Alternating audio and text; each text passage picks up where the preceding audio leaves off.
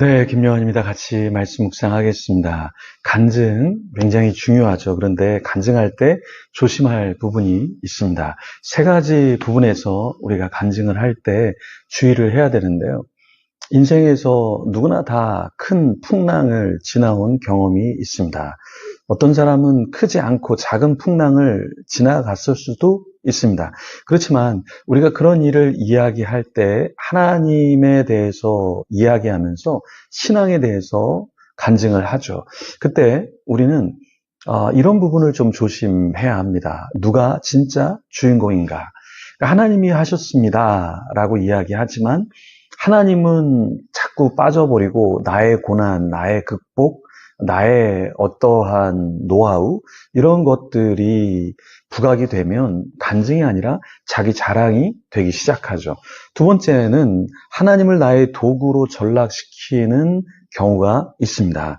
내가 기도했더니, 내가 이렇게 누구를 만났더니, 내가 이렇게 해봤더니 결국에 이런 일이 있었습니다. 그래서 하나님이 나의 어려움을 도와주는 수단으로 전락하기도 하고요.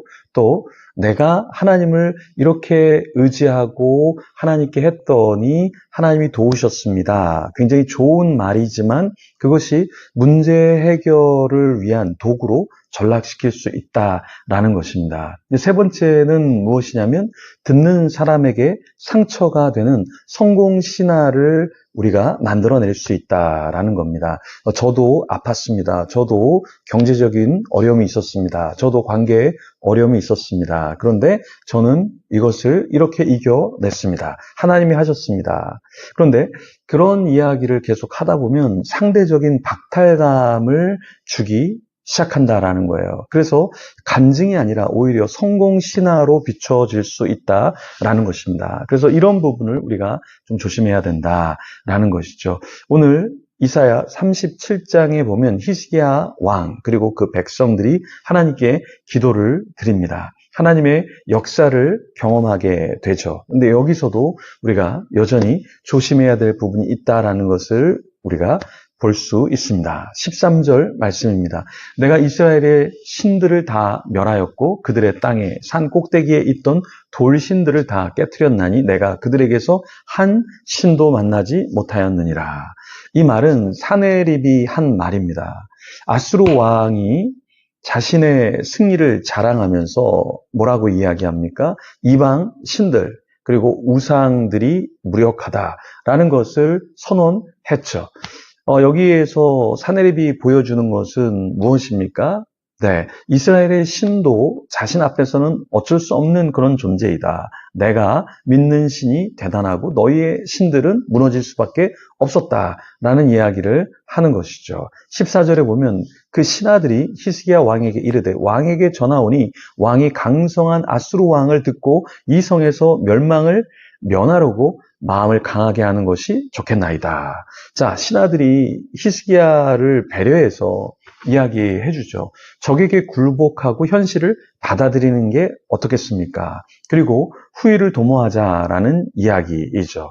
히스기야가 듣기에도 괜찮은 제안이었습니다. 왜냐하면 지금은 아수르가 워낙 강력하니까 맞서기보다는 그냥 고개를 숙이는 게 낫겠다. 이렇게 생각을 했었을 수 있어요. 그런데 15절 보면 히스기야가 여호와의 전에 올라가서 이르되 16절 여호와 이스라엘 하나님이여 천하 만국 가운데서 유일하신 하나님이시오니 이렇게 고백하면서 아수르가 말하는 신들 그들의 우상들이 대단한 것이 아니라 하나님이 천하 만국 가운데서 유일하신 하나님이십니다. 그러니까 하나님 제가 주님을 신뢰합니다. 저를 도와주십시오 하고 기도하기 시작하죠. 그 내용이 17절에서 20절에 있습니다. 그래서 20절 마지막에 우리 하나님이여 당신이 천사들을 보내어 아수르 왕과 그 군대를 치게 하시고 그가 당신을 경외하게 하소서 이렇게 기도를 합니다. 아주 구체적으로 기도를 하죠. 하나님 이러한 상황이에요. 이러한 상황 가운데 있습니다.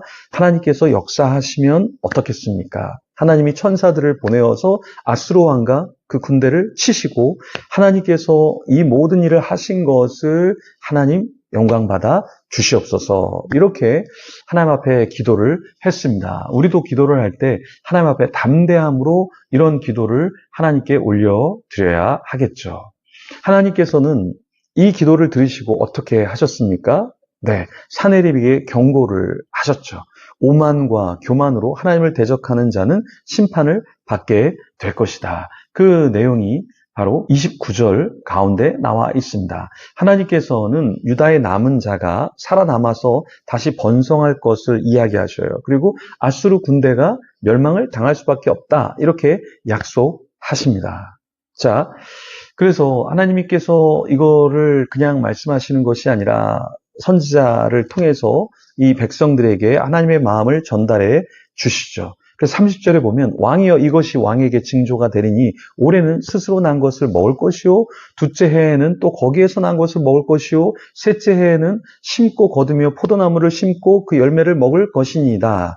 자, 단순히 어떤 열매를 먹겠다라는 것이 아니라 평화 가운데 농사를 짓게 되고 그 소작물을 먹게 된다라는 것이죠.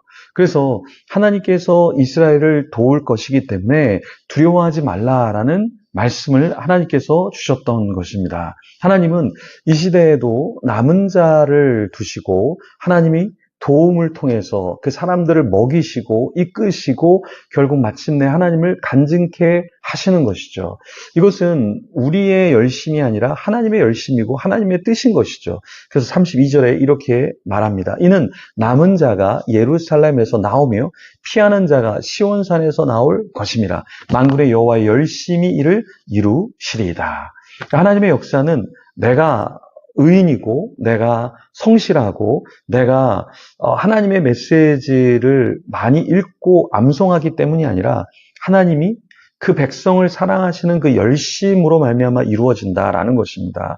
분명히 우리가 하나님께 예배하고 성실히 사는 것 중요해요. 그런데 하나님의 큰 역사는 하나님의 열심, 하나님의 뜻을 이루고자 하는 하나님의 그 방향성, 그 열심이 있다라는 것이죠. 그래서 우리는 어떻게 해야 됩니까?